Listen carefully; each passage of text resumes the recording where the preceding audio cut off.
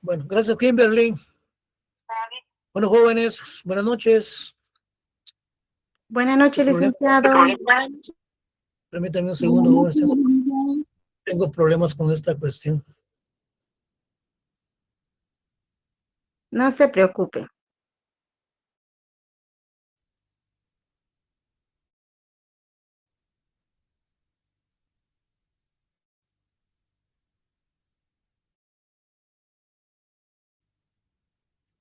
Me dieron dos fórmulas de ingresar y no me funcionan las dos. Bueno.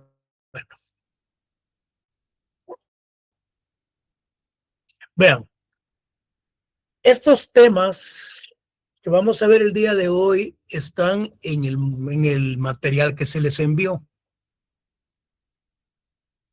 Entonces no es cuestión de que es como quisiéramos inventar el agua azucarada, no. En los temas que está acá en el escritorio, en la pantalla, es el mismo tema o cuestiones que varían una que otra cosita en el material que se envió. Bueno, ¿cuál es el derecho a la autonomía? Partamos del concepto autonomía cuando lo miramos desde el punto de vista, diríamos, doctrinario, científico, filosófico. La autonomía es cuando una institución se maneja por sí sola. La autonomía, dice, de la Universidad de San Carlos. Se regula la autonomía por las cuestiones que se han logrado en el mismo desarrollo del devenir y lo que ha pasado en la Universidad de San Carlos. La autonomía, por ejemplo, de la defensa pública penal. La autonomía del Ministerio Público. Pero si lo miramos desde un punto de vista técnico, administrativo, no es autonomía, es una semiautonomía o no total, no que parcial. Se habla de autonomía cuando alguien se ejerce por sí solo. Sin embargo, cuando hablamos de una autonomía, pero es por cuestiones de interpretación en donde se quiere fundamentar el porqué de la autonomía. Puede ser autónomo porque sí cada determinada actividad, pero si el Estado le proporciona dinero a la universidad para que pueda funcionar, entonces ahí no hay autonomía. Pero lo que sucede es, se hace un análisis interpretativo de toda la historia que ha sucedido en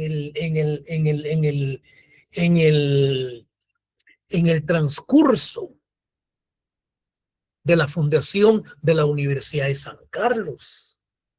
Lo mismo la autonomía del Banco de Guatemala. Entonces, podríamos mirarlo de un punto de vista que es muy discutible, pero nosotros tenemos que respetar. En virtud de la autonomía de la universidad, el ejército no puede ingresar por los valores y por los principios de los cuales se caracteriza nuestra universidad.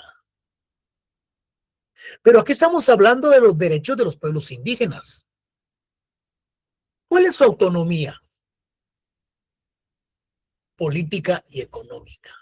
La autonomía política es que ahora ellos son autónomos en el sentido de que ellos pueden participar políticamente, tanto elegir como ser electos.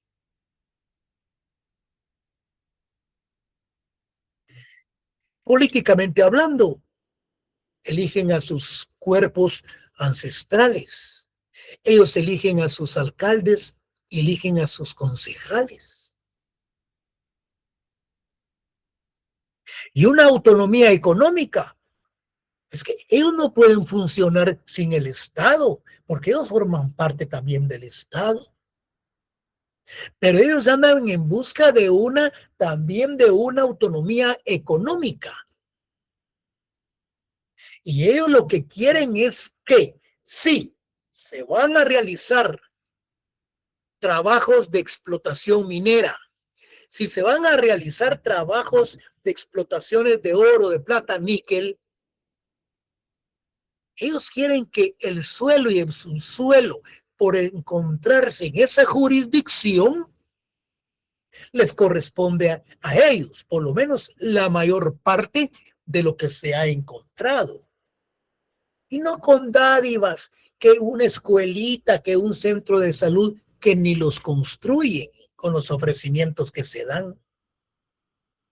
Al Estado son cosas mínimas que estas empresas pagan un tanto por ciento. En ese orden, entonces, nosotros vamos a principiar a hacer un análisis del texto. Los indígenas guatemaltecos fueron conquistados, sometidos y fueron despojados. Eso ya lo vimos. Vimos la asimilación. Asimilaron parte de la cultura española, incluyendo aspectos religiosos. Venía en el examen, ¿cuál es la religión oficial en Guatemala? Muchos pusieron que la católica, otros pusieron que la cristiana. Solo faltaba que pusieran que era la musulmana. Y el día del examen se les pregunta, o se les va a preguntar, ¿cuál es el libro sagrado de los mayas? No me van a decir que es el Corán. No me vayan a decir que es la Biblia. Entonces, ¿cuál es la religión oficial en Guatemala? No hay. Es una religión laica, seglar. Los laicos son aquellos que llegan a participar en las misas, entregándole la hostia, colaborando con los curas. Entonces, no hay religión oficial en Guatemala.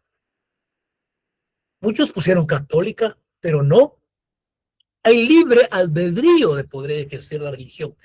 Bueno, ellos han mantenido en parte su idioma, estos grupos étnicos, sus costumbres, sus tradiciones, trajes, su cosmovisión y su espiritualidad, el aspecto cósmico, entre otras. En los momentos actuales, fíjense bien, su situación ya no es de pobreza, ya no es de marginación y carente de los recursos necesarios para lograr una subsistencia decorosa, la cual no les permitía el acceso al desarrollo en todo sentido, por lo que han mantenido una lucha por subsistir y hoy proclaman sus derechos sociales, económicos, políticos y culturales que les fueron arrebatados y, por supuesto, obtener su autonomía para tomar sus propias decisiones sobre sus propios asuntos. Bueno, aquí ya vamos a desligar el aspecto eminentemente autónomo. Ellos buscan una autonomía para poder ejercer su derecho consuetudinario. Ellos buscan una autonomía para poder ejercer sobre sus aspectos eminentemente administrativos.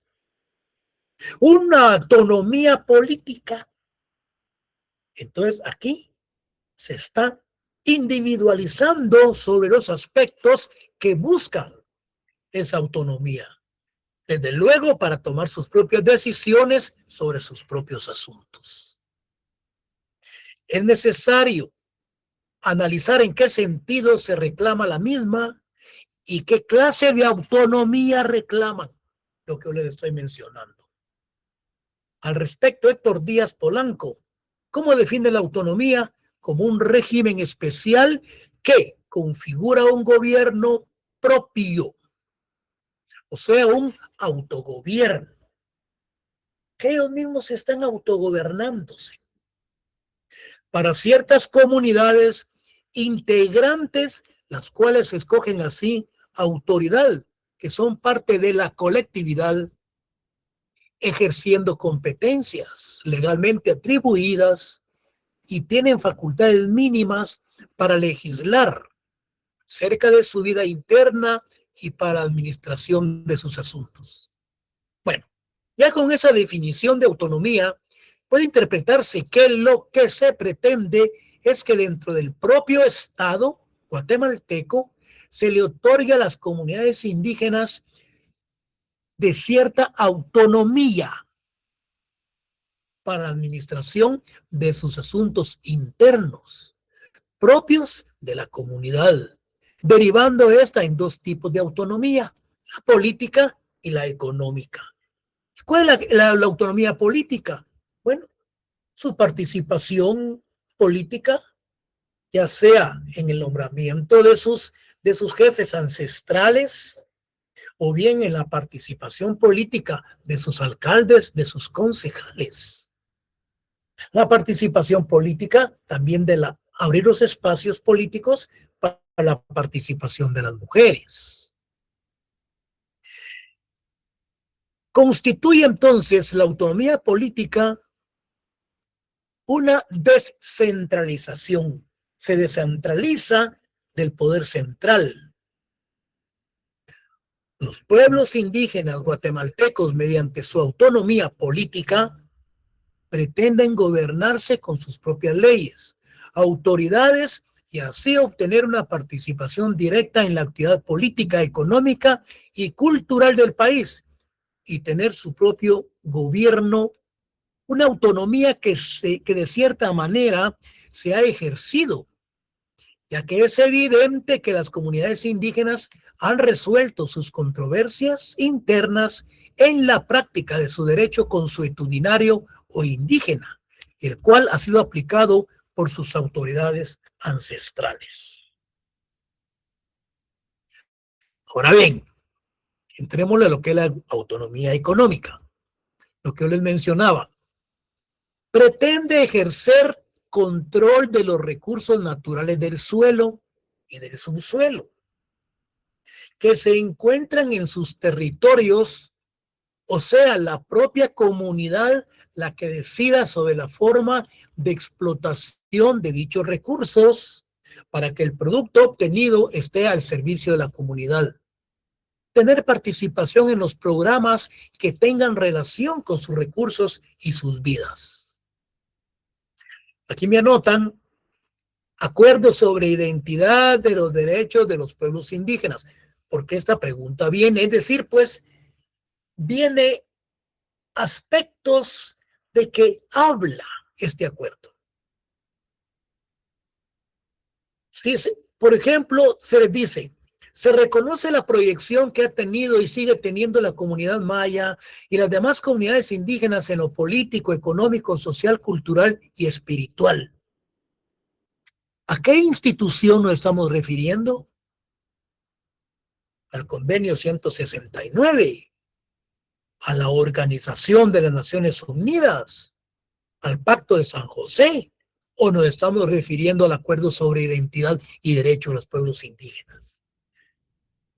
Es ahí en donde el estudiante ha leído y ha identificado cada una de estas instituciones. El examen es sencillísimo, falso, verdadero o de subrayar. Ahí sí que el que leyó 15 minutos y contesta el examen de 15 preguntas. Entonces, este acuerdo dice, bueno, ya le leí lo que dice este acuerdo, no perdamos tiempo. Bueno, de estos compromisos se promulgó en el Congreso de la República el decreto número 12/2002. Yo debiera solamente darle los artículos para que ustedes lo lean. Se refiere al Código Municipal. Anoten ahí, artículo 8, inciso C, del Código Municipal.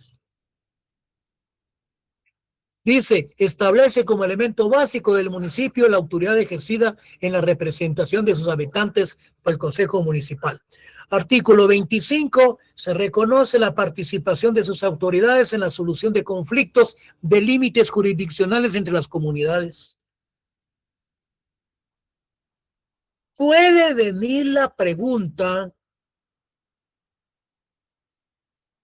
de conformidad con las instituciones que hemos estudiado,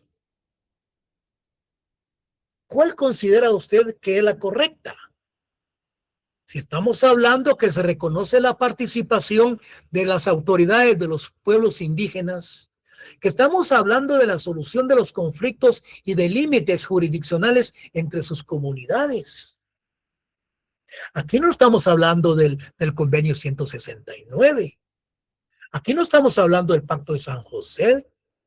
Aquí no estamos refiriéndonos a trata de personas sin ningún tipo de leyes. Estamos refiriéndonos al Código Municipal, que es el que tienen que subrayar. O ponerle una X, que no sé qué es lo que se les va a pedir.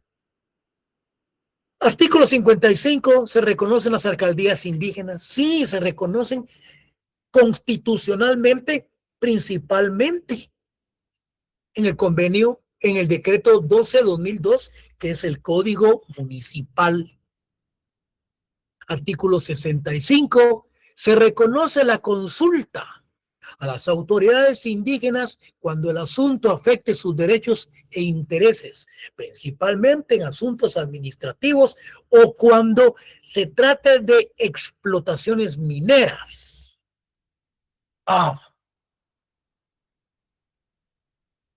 Pero ustedes tienen que leer bien la pregunta. Porque si os les anoto, es una institución de carácter nacional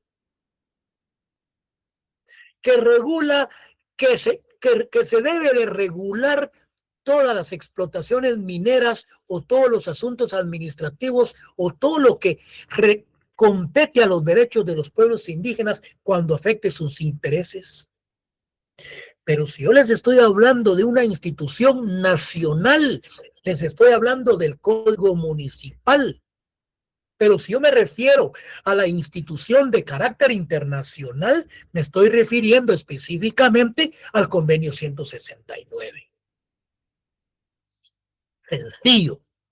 Pero para ello tienen que, por ejemplo, haber leído los artículos. Bueno, entramos a lo que es la medicina y farmacología tradicional. Hay tenemos una regulación legal que permite en los centros naturistas la venta, la formación, la creación de tantas medicinas tradicionales, de los cuales han venido desarrollándose desde la época de la colonia. La medicina y la farmacología, que para el dolor de cabeza, dolor de para el catarro, etcétera. Y aún desde la época precolombina, desde la época prehispánica, pues, siguen tratándose, siguen todavía con estos tratamientos. Esta medicina, la farmacología, ¿por qué la tenemos en la esquina de nuestras casas, en las tiendas? Ustedes van a encontrar ahí todo tipo de plantas para el dolor de cabeza, para la presión, para la próstata, para cuestiones relacionadas con el estómago, etc. Entonces, en Guatemala se reconoce la medicina maya como una fuente importante de recursos y prácticas locales para el tratamiento integral de diversas enfermedades, las cuales son reconocidas y bien aceptadas por la población en general. Todo esto está en el documento que se les envió. La medicina maya se practica en cada región de una forma particular. Sin embargo, a pesar de las diferencias que pueden presentarse, comparten aspectos que en cierto modo hacen similares estas prácticas, como el origen de las enfermedades, las causas y su tratamiento. existe una regulación legal. Aquí tenemos la Constitución Política de la República de Guatemala.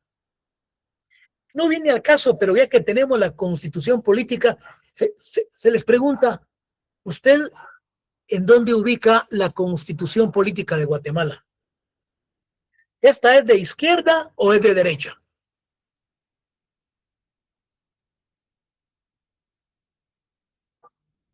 Yo diría que es una constitución ecléctica porque tiene de izquierda y porque tiene de derecha. ¿Y por qué de izquierda? Porque dice que todos los guatemaltecos tenemos los mismos derechos y somos iguales en todas las condiciones. Y que el bien colectivo prevalece sobre el particular. Ese es un principio socialista, es un principio de izquierda. Pero si decimos que la propiedad privada es un derecho inherente de la persona humana en Guatemala, mi sombrero, ahí estamos hablando de un sistema de derecha, porque la propiedad privada no se le está dando a la colectividad. Entonces, ¿cómo ubicamos a la Constitución? En medio, una Constitución ecléctica. Maneja las dos cosas. Creo que nuestra Constitución es bastante, muy completa, bastante, muy filosófica. El artículo 93-94 dice que la salud es un derecho fundamental del ser humano, sin discriminación alguna.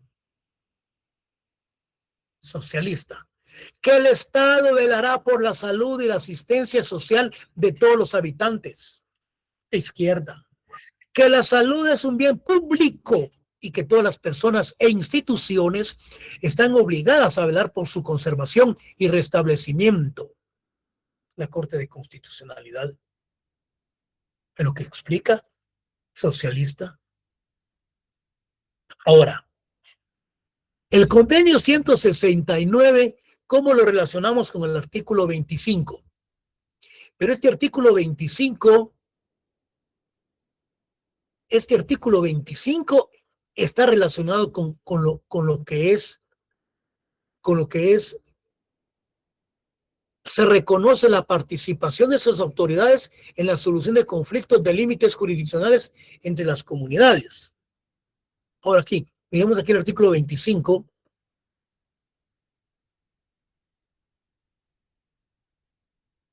Dice, el artículo 25 constitucional, permítame, voy a jalar la Constitución, lo tengo, aquí está. Tengo todo a la mano, vamos a ver qué dice.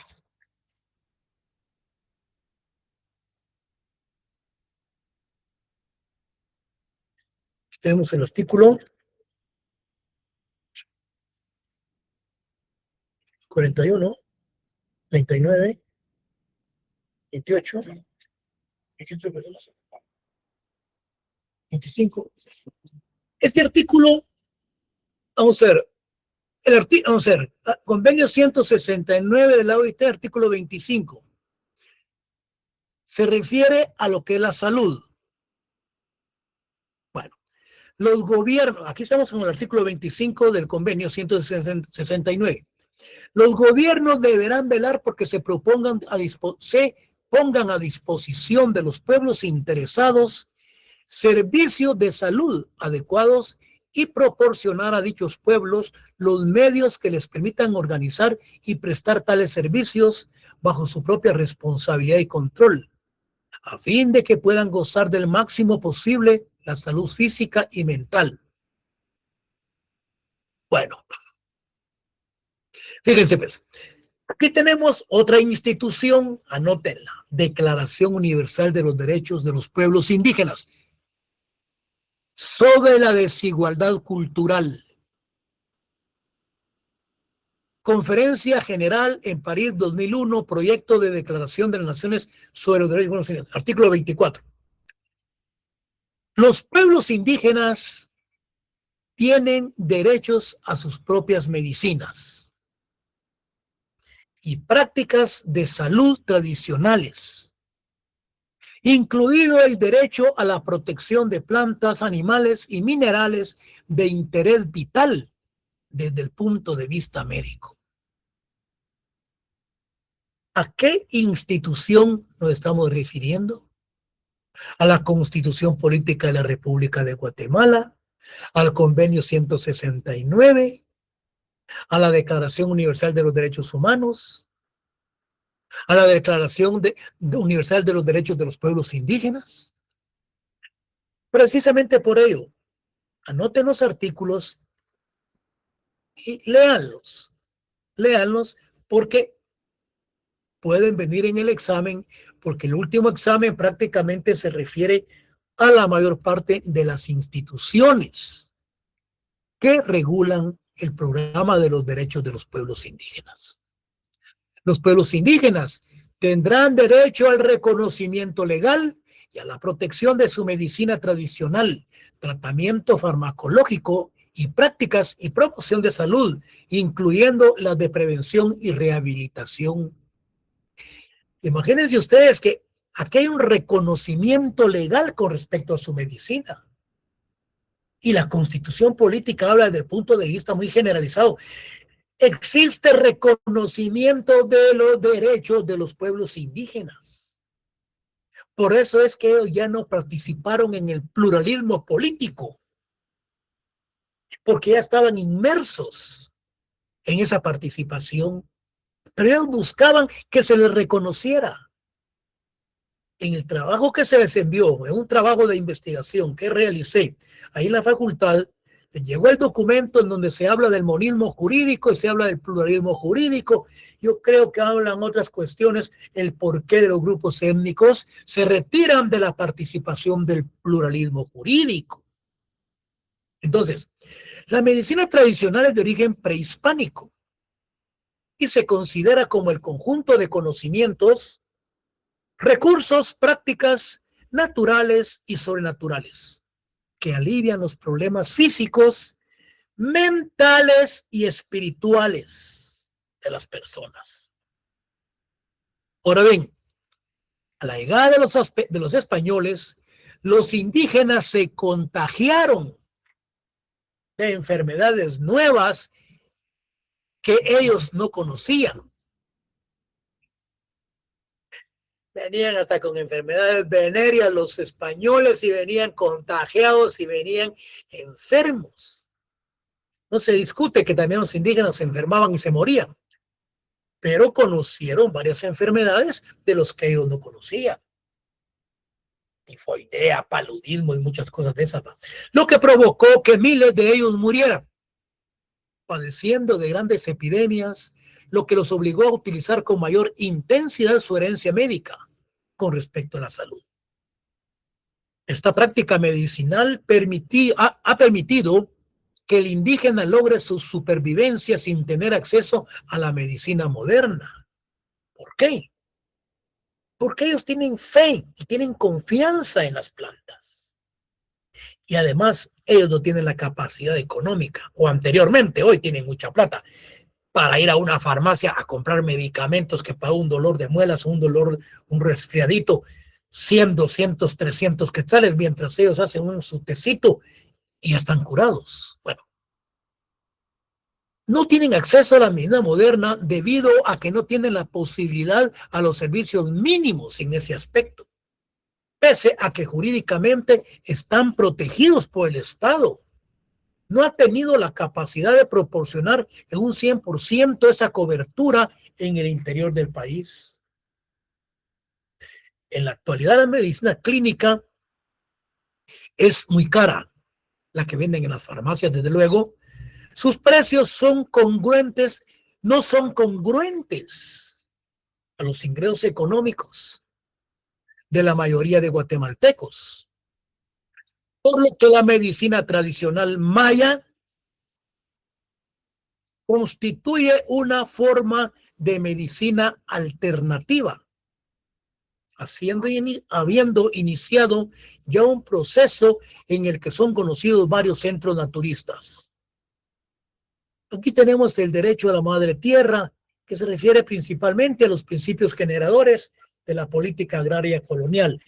ese material se les envió, que se refiere a aquel documento que escribió Severo Martínez Peláez. Eso no entra en el examen.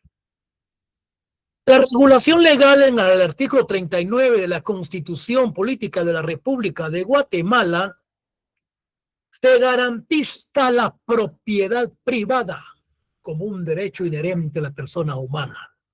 Principio de derecha. Si este mandato se integra en el artículo 67 constitucional que establece que las tierras de las cooperativas, las comunidades indígenas o cualquiera otras formas de tenencia comunal o colectiva de propiedad agraria, así como el patrimonio familiar, eso que lo vimos, y vivienda popular, gozarán de protección especial del Estado, de asistencia crediticia y técnica, preferencial que garantice su posición y desarrollo a fin de asegurar a todos los habitantes una mejor calidad de vida. También contempla que las comunidades indígenas y otras que tengan tierras que históricamente les pertenecen y tradicionalmente han administrado en forma especial mantendrán ese sistema.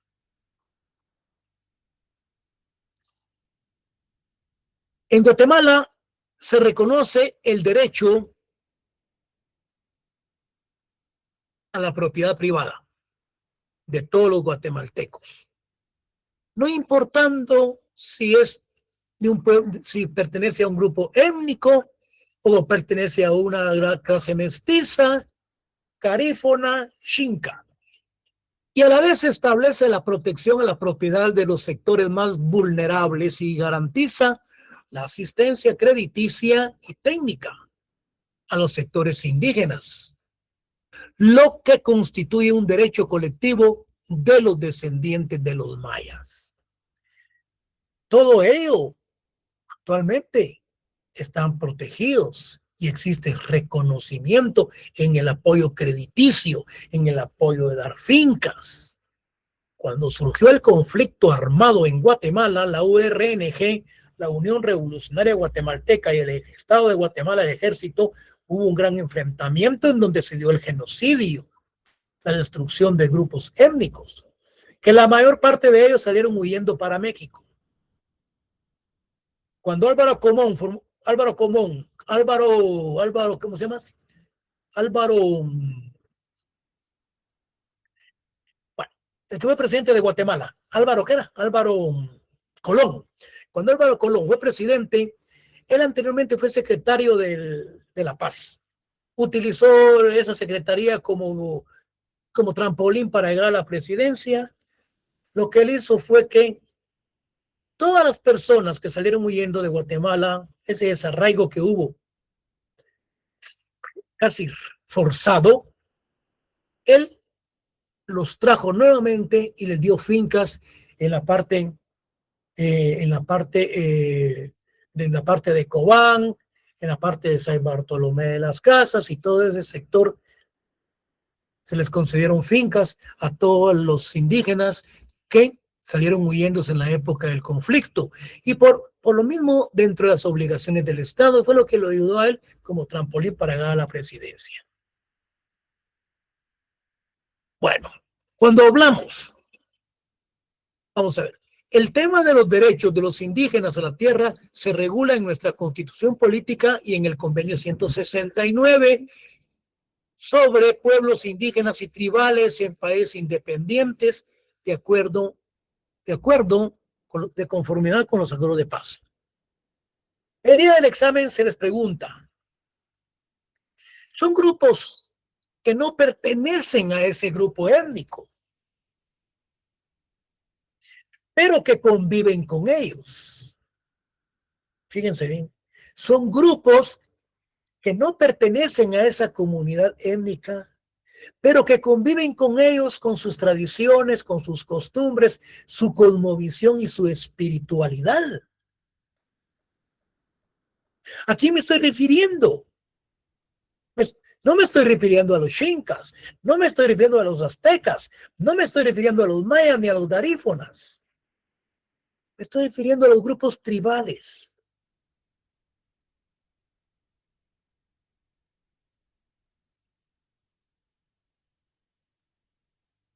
un pueblo que no es indígena de la región en la que se habita, pero que comparte características similares con los pueblos indígenas, como tener tradiciones sociales, culturales y económicas, diferentes de otras secciones de la comunidad nacional. Identificarse con sus territorios ancestrales, tribal o trual, que es un adjetivo que señala a aquel o aquellos que perteneciente relativo a una tribu. Por eso cuando el presidente dice, bueno, voy a estar con los 4 grupos de la sociedad guatemalteca, voy a estar con los grupos tribales, se está refiriendo a este grupo. Para el cumplimiento del derecho que tienen los pueblos indígenas a la tenencia de la tierra, de conformidad con nuestra Constitución, es necesaria la voluntad política de los gobiernos de turno y es necesaria la exigencia participativa que deben tener los sectores indígenas. Exigencias que deben mantenerse en los aspectos jurídicos, sociales y políticos, si se quiere lograr la reivindicación de este derecho. La participación política puede concretarse lo establecido en el artículo 68 de la Constitución. El tratado proveerá de tierras, el Estado proveerá de tierras a las comunidades indígenas que las necesiten para su desarrollo, lo que les mencionaba con don Álvaro Colón.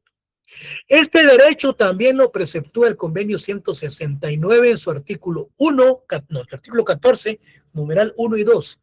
Establece que los gobiernos deben reconocer y tomar las medidas necesarias para garantizar la protección de la propiedad y posesión de las tierras que ocupen tradicionalmente. Estos artículos léanlos porque prácticamente va a ser como un manejo de leyes. Este examen va a ser más o menos como un manejo de instituciones que regulan a los derechos de los pueblos indígenas. Entonces ustedes, con todos los artículos que yo les voy dando y les vamos dando lectura y explicándolos, ustedes tienen que estar familiarizados. En donde usted dice es el convenio 169, es la Constitución Política de la República de Guatemala. ¿Por qué? Porque ustedes se han cerciorado que en efecto nos estamos refiriendo a la temática que se está preguntando. Pero que no está en clase y que no tomó nota de esos artículos y que no le dio mucha importancia a los artículos que están en el material que se les envió, se le va a dificultar mucho en cuanto a la selección de la pregunta. En nuestra historia ha sido un hecho constante que el indígena se le ha despojado y se le ha desalojado de sus tierras, incluso aquellas que la corona española, después de haberse apropiado de ellas, se las entregó para que pudieran subsistir, por lo que al respecto del convenio 169, en el artículo 17, numeral tercero, dice: tiende a proteger a las comunidades indígenas cuando regula que se debe impedir que personas extrañas a esos pueblos puedan aprovecharse de las costumbres o de su desconocimiento de las leyes por parte de sus miembros para arrogarse la propiedad, la posesión o el uso de las tierras pertenecientes a los grupos étnicos. Bueno, aquí tenemos el artículo 109 del Código Municipal. El Consejo Municipal debe establecer en consulta. Fíjense ustedes, este artículo 109 tiene mucha relación con el convenio 169. El Código Municipal, el Consejo Municipal debe de establecer en consulta con las autoridades comunitarias el mecanismo para garantizar a las comunidades el uso, la conservación y administración de las tierras comunitarias. El acuerdo sobre aspectos socioeconómicos y situación agraria, artículo 27 y 28. La solución de la problemática agraria y el desarrollo rural son fundamentales e ineludibles para darle respuesta a la situación de la mayoría de la población. Esto está en la página 100 del documento que se les envió. Bueno, en Guatemala, en 1524 se inició un proceso de concentración de recursos que contrasta con la pobreza de la mayoría, la cual obstaculiza el desarrollo del país en su conjunto. Es necesario superar dicha concentración promoviendo un agro más eficiente y equitativo, fortaleciendo el potencial de todos los sectores o de los actores, no solamente en el ámbito de sus capacidades productivas, sino también en la profundización de las culturas y los sistemas de valores que conviven y que intercambian en los campos guatemaltecos. Bueno, y aquí tenemos el derecho a su propio derecho. Permítanme algo, quiero ver esto. Bueno, vamos a terminar con esto. El derecho a su propio derecho. Es decir, en otras palabras, esa como que fuera algo así como contradictorio, su derecho a su propio derecho. No es contradictorio, sino que es una confirmación del derecho que ellos tienen, que los indígenas tienen en cuanto a su participación económica, en cuanto a su participación política, a su propia autonomía. Guatemala, por ser un estado independiente y soberano de conformidad con la Constitución, en su artículo 57 preceptúa que la potestad, fíjense pues, legislativa le corresponde al Congreso de la República. En otras palabras, esa potestad legislativa es la que tiene el Congreso en cuanto a la creación de las leyes. Artículo 174 a 181 regula el proceso de formación y sanción de la ley, estableciendo que ninguna ley podrá contrariar las disposiciones de la Constitución y que las leyes que violen o tergiversen los mandatos constitucionales son nulas ipso iure. En otras palabras, aquellas leyes que quieran tergiversar o malinterpretar la Constitución son leyes nulas. Ipso iure quiere decir de pleno derecho. Estos mandatos constitucionales ordenan que el único ente encargado de legislar es el Congreso de la República. Por lo tanto, el Estado tiene el monopolio de la creación de la ley y ninguna ley podrá contrariar estos mandatos.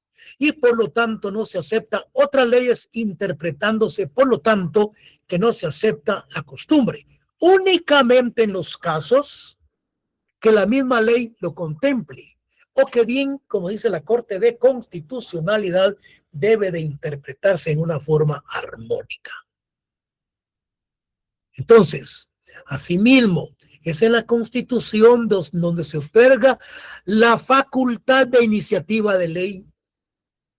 Y la iniciativa de ley es la institución que tiene por objeto que tanto, fíjense, el Congreso de la República, el organismo ejecutivo, la Corte Suprema de Justicia, el Tribunal Supremo Electoral y la Universidad de San Carlos de Guatemala tienen iniciativa de ley que se presenta al Congreso para que ésta sea aprobada. Por lo tanto, la creación de la ley se fundamenta en la Constitución, donde se otorga la potestad soberana de la creación de la misma, donde está sustentado el monismo jurídico. ¿Y qué es el monismo jurídico? No es más ni menos, podríamos hablar, un ordenamiento jurídico establecido, podríamos decir, en una ley, en una constitución, el cual debe ser de cumplimiento obligatorio. Porque si habláramos de un pluralismo jurídico, es la participación de varias instituciones en donde existe la aportación de la creación de nuevas leyes. Y este aspecto del monismo jurídico y el pluralismo jurídico, el derecho consuetudinario y la jurisdicción estatal, Esto, jóvenes, lo miramos de hoy en 8 y terminamos el módulo número 5 para entrarle al módulo número 6 y terminamos. El próximo viernes es 1 de mayo y por lo tanto es asueto. Deseo feliz noche, pasen feliz descanso el viernes y nos miramos de hoy en 8. Principien a leer todas sus notas de todas las clases porque ya los exámenes están a 10 días, a 15 días. Pasen feliz noche. Feliz noche, licenciado. Feliz noche. Feliz noche, licenciado. Buenas noches.